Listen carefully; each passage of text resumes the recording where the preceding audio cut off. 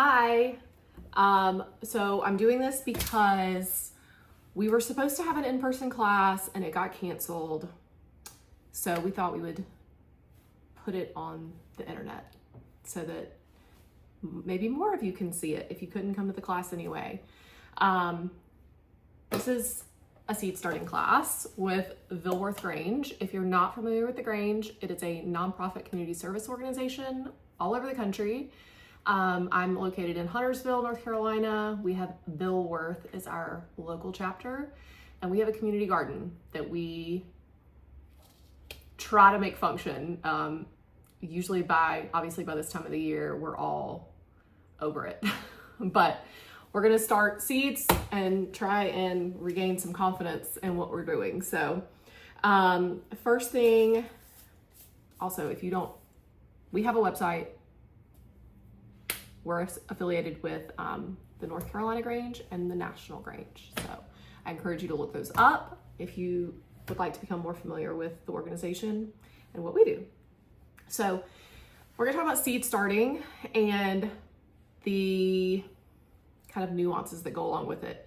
When I first started doing this, I had no idea what I was doing, and it gets frustrating if you don't kind of have some basic knowledge. So that's what we're gonna go over, some very basic knowledge. First thing, you go to Lowe's and you want to buy all the seed packets. They all look so enticing. So I got these 4 out to show you that they can all look different, but they should all have basically the same information on the back. This one, of course, is the least fancy from Johnny's, but they have the most information on the back of theirs. So I encourage you to look at Johnny's. If there's something you want to grow, or maybe a variety that you're not as familiar with or something, Johnny's has a great selection. So these are carrot seeds. There are tons of resources to purchase seed packets. I get these in the mail now because I've ordered them, but Baker Creek has a lot of really unique things. This is the Johnny's catalog. The Johnny's catalog, obviously, much prettier than their seed packets, but it'll tell you kind of what they look like, even though the seed packets do not. Baker Creek has some really unique varieties. A lot of tomatoes that you can't necessarily find in the store. And then I have this John Schwepper, I always want to say Schwepper, I think it's Sheeper. I feel like they're more known for flowers, but I could be wrong. That's just what I think of them as. So there's a lot of good resources. Obviously I get these in the mail, but you can get them online. I mean, you can look at all of their variety online. I also have this Floret. Floret makes some really amazing varieties of zinnias and dahlias, but they only sell seeds for a limited time, and I think they're out for the season. Highly recommend though. I have their zinnias at my house and their dahlias at my house. Okay, so when you get your seed packet, the first thing you have to do is figure out what zone you're in. So here in North Carolina, we got moved. We are now 8A, we were 7B. So that's been, it's not a big adjustment. It just means it's warmer here than they had been saying. So when you know your zone, you can just Google it, put in your zip code and say, what growing zone am I? And it will tell you, because on not everyone, because Johnny's doesn't do it, but most seed packet, well, I shouldn't say most, the Fairy Morse that you find in Lowe's, they're all going to have this little map of the United States on it, and that delineates your growing zone. So ours is, we're kind of on the border between the yellow and the orange, which is March through April, and June through July, or February to March, July through August. So broccoli has 2 different growing seasons. You can grow them in spring and in the fall. It does not like hot weather. It will bolt and not produce broccoli for you. So that's the first thing you need to do, is look and see what growing zone you're in and when you should plant those seeds for your growing zone. Because if you live in the Northeast, or you live in Miami, it's gonna be different for you than it is here, because our weather is different. So that's the first thing you need to do. It will also tell you seed packets are also going to tell you how many days it takes to germinate that seed. It will tell you how deep to plant that seed, how much spacing you need with the seed, and how many days it's gonna be from when you plant to when you harvest. So this broccoli, this is Dicero broccoli. So it tells you all those things on the back, how deep to plant the seeds, all of that, when to plant it. This is like your guidebook, right? It's very, very easy to be overwhelmed and not know when to plant things, how to plant things, how far apart to plant things, all of that. This will tell you all you need to know. Read your seed packet. If you don't know, read your seed packet. And if your seed packet doesn't tell you, some seed packets they're not all created equal. If it doesn't tell you, I would say Google broccoli Dicero.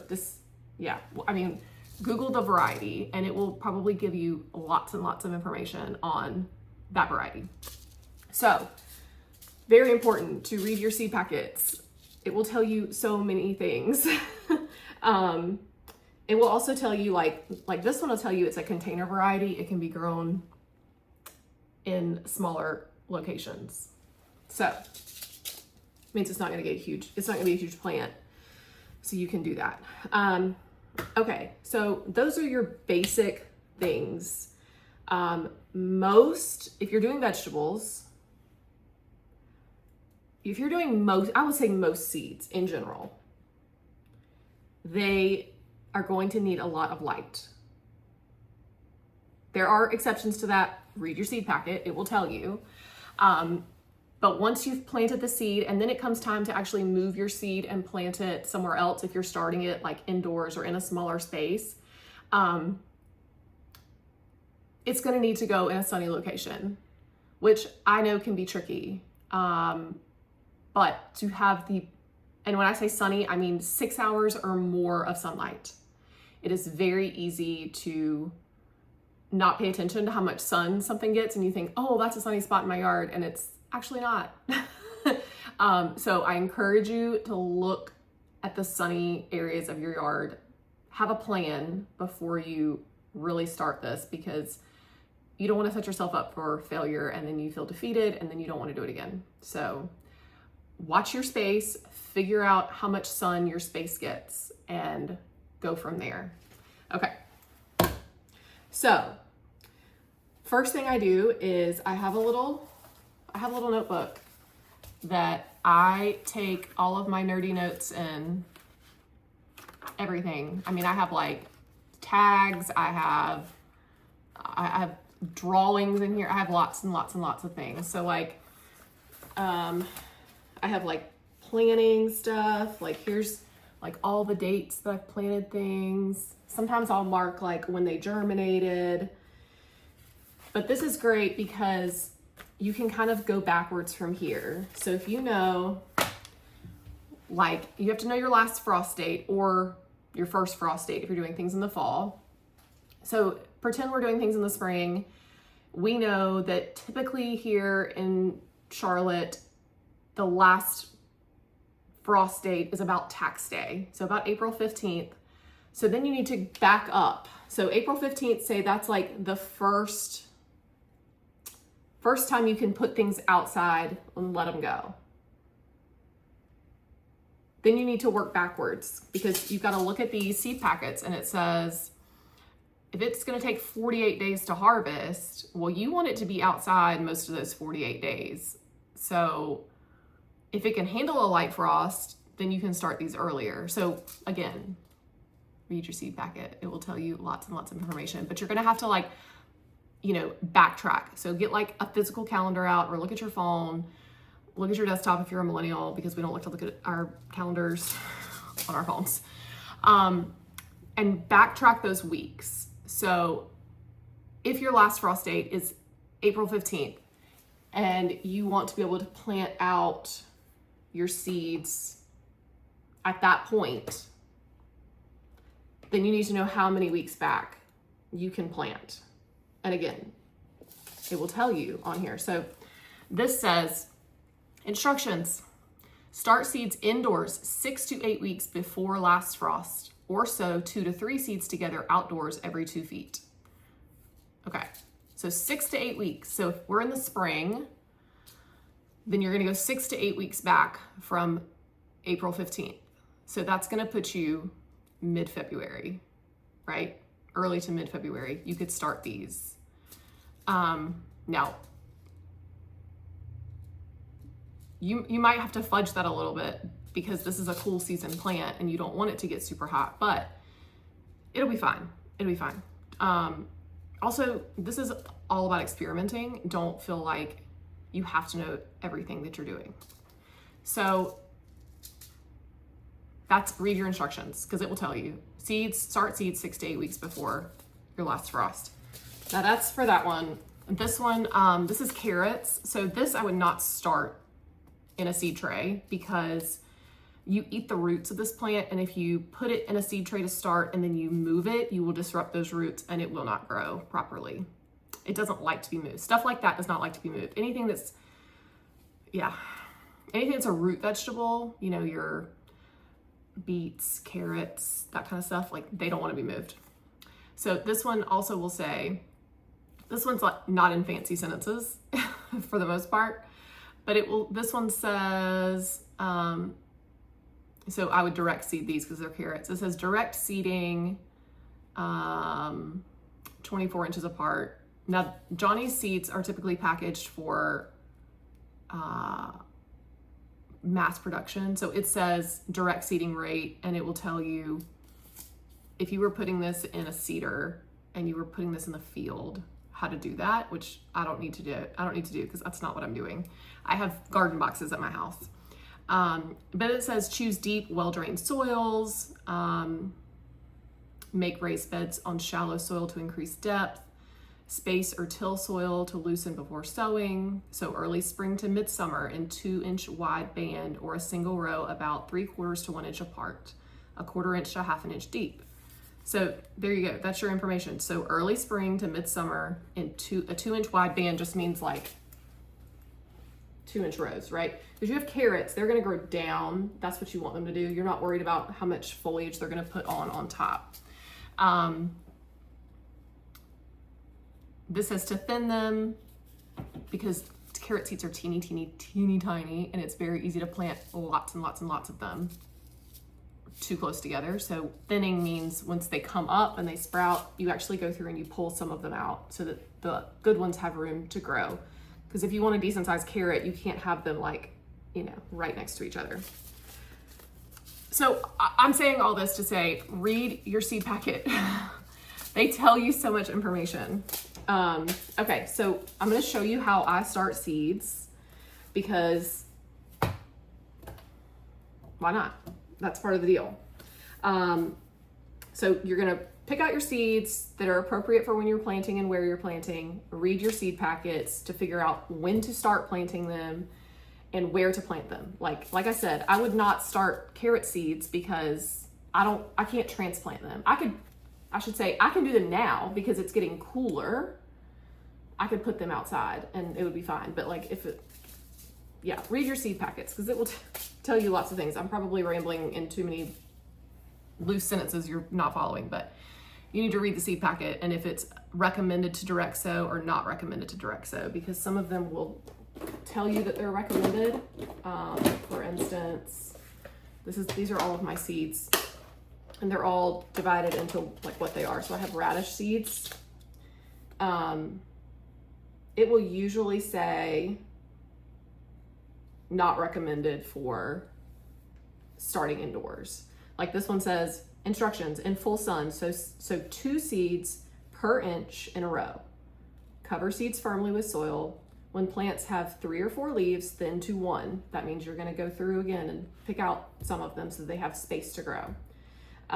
So every 10 days until warm weather, and again in the fall until 30 days before frost. So this is another one you can currently you can plant these and these carrots and radishes outside and they will be fine. Broccoli too. I mean, anything that's cool season, you can plant outdoors. This is like from Staples or something, and they have all these little containers, and so like these are beans, these are peppers. The biggest one in here is flowers. Those are all flower seeds. You'll like end up down a rabbit hole and you'll acquire too many seeds and you'll need to have a way to organize them. Okay, so I'm gonna do some broccoli and some artichoke. And we're just gonna see how this goes. Let's put these carrots back before I lose them. Because they've all been opened, and so I try and smash them back down together so they stay shut.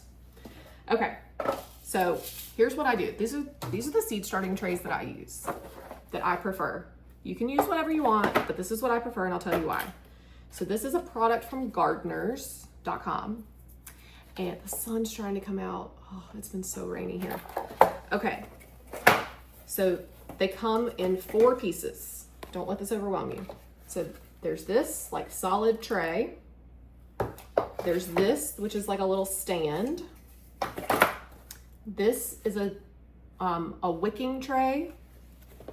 So imagine like you put a piece of string down in a cup of water, and that wick will wick the water up. Okay, very important.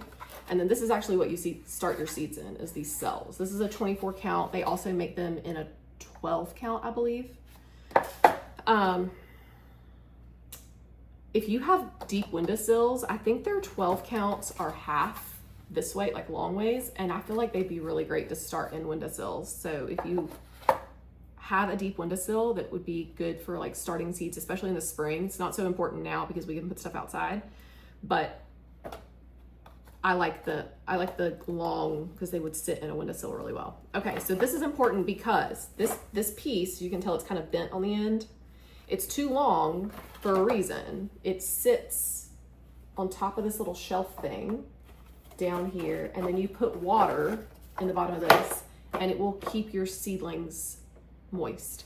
Now, I don't typically do this when I first plant seeds because I don't want this soil to stay super soggy, because you want it to actually germinate, but that's very important. If you want to go out of town for the weekend and you got seedlings, this will keep them watered.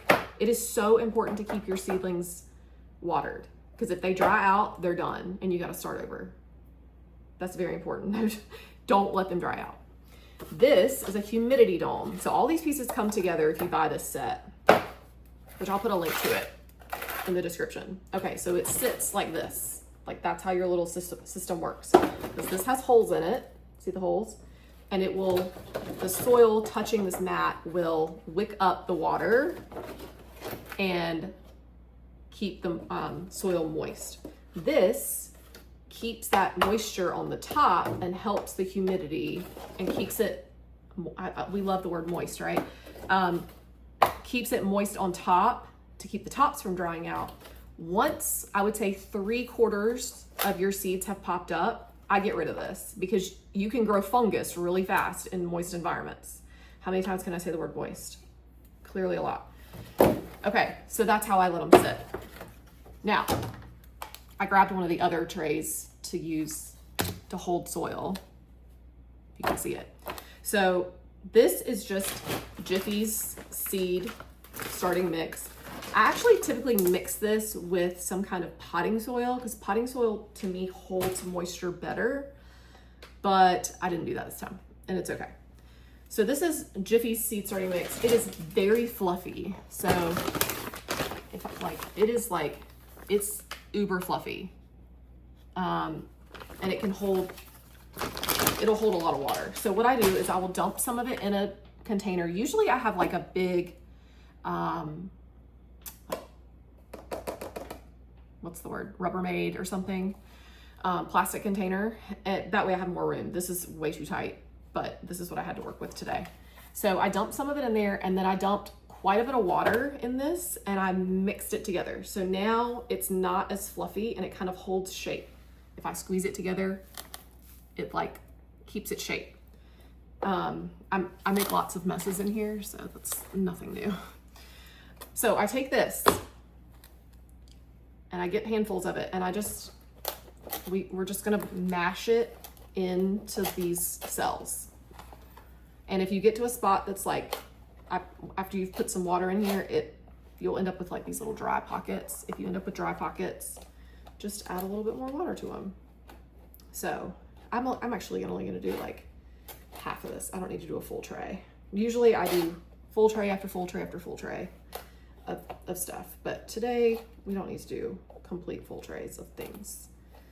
So it's also very easy to think that you've filled your cells completely. You've got to mash them down. If you don't mash them down, you'll end up with air pockets, and your little seedlings need all of the room to grow, and they don't like air pockets. So make sure you've mashed your soil well into the tray, and you should be able to like see the little dividers once you kind of get finished. See it, you think they're full, and they're not full. You don't want them like hard, but like, you know, you don't want to leave those air pockets in there. Okay, I'm not gonna fill these up. Pull that soil back out. Okay, so I did what, 3/4 of it, or 2/3 of it with seed, and you can see the little, like, you can kind of rub it off so you have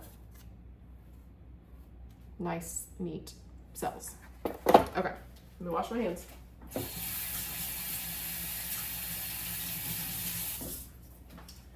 Okay, I don't have any paper towels out here today. Okay, so broccoli seeds, I think, are these pelletized? I don't know. Anyway, these are pelletized seeds, have like a coating on them, so they're actually easy to handle. And so that's what they look like. They're little, tiny little round balls. These must be pelletized. I don't know. It doesn't say. Some seed packets tell you more than others. Okay, so here's what I do. I will take, these seeds are old. These are from, all seed packets are also marked with a date. These tell me 2023. So that means that their germination rate is probably a little bit going to be low. Germination rate is how many seedlings come up from the seeds you put in. Probably not going to get 100% germination because these seeds are old. So I'm going to do 2 per hole. Now, a lot of times I will do each corner of each cell, and then I'll go through and divide them. I'm not going to do that this time. I don't need that much broccoli. I get really ambitious in the spring with tomatoes, and I will plant a tray of 24, and then I do them in the corner, so actually 48, and it's like, who needs that many tomatoes? Why are we doing that? So I'm just gonna put 2 in the center, and this says do a 1/2 inch down, so I just make a little hole, do 2 little seeds. A lot of times I'll take like a pin and make myself little holes in them. And I think I'll do 3 rows of broccoli and 1 row of artichoke. I've done artichokes before, but never had much success with them. Like, they've come up, but then they didn't really do anything. So we're just gonna put a small amount of stock in that. So let's do 2 seeds in each one of the little holes.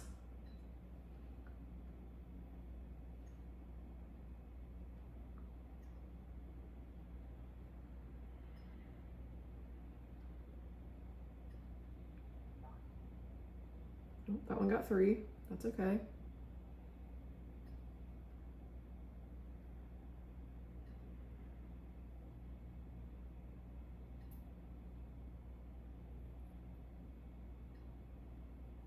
Okay, and as usual, I pulled out too many, so we'll put these back.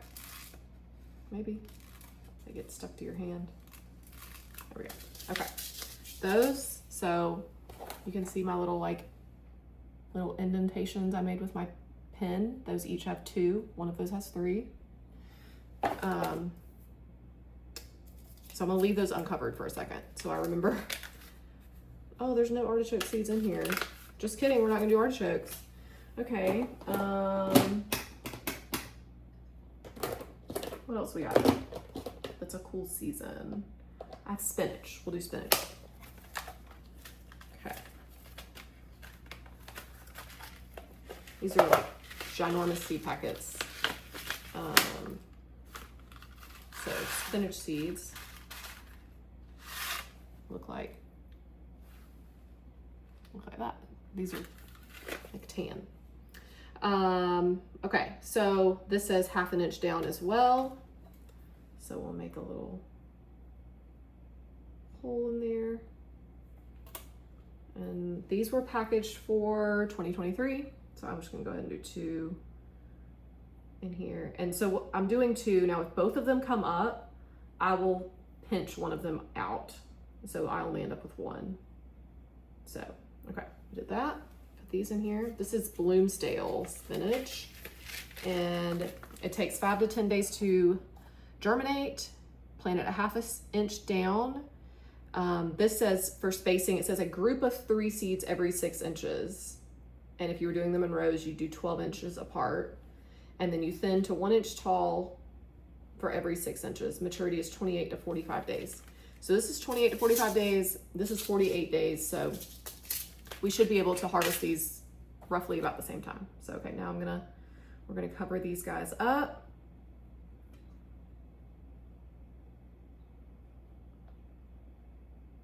Make sure they're all tucked in. And because I pre-moistened the soil, I'm not really gonna water these right now because there's plenty of moisture in this soil for these guys to germinate. So we're gonna do this. I'm not gonna put any water in the base of this yet either because there's plenty of moisture in here. So we're just gonna set this like this and that's it.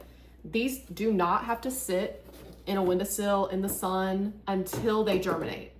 So like it says, the spinach is 5 to 10 days to germinate, and this is 10 to 14 days to germinate.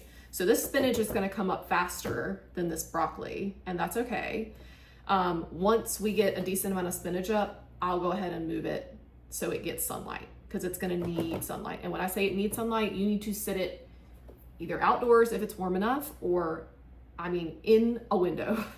Some people have grow lights. I don't have grow lights. I don't have the energy for that or the space.